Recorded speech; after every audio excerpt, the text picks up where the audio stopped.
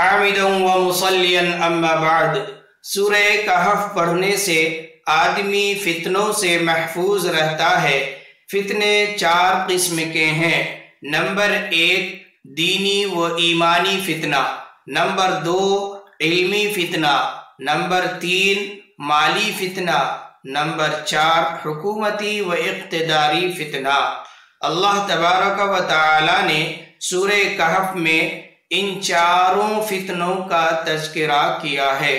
اصحاب کہف کا واقعہ یہ دینی و ایمانی فتنے کا ذکر ہے۔ حضرت موسیٰ اور حضرت خضر علیہم السلام کا واقعہ یہ علمی فتنے کا ذکر ہے۔ 2 باغ والوں کا واقعہ یہ مالی فتنے کا ذکر ہے۔ ذوالقرنین بادشاہ کا واقعہ یہ حکومتی اور اقتداری فتنے کا ذکر ہے۔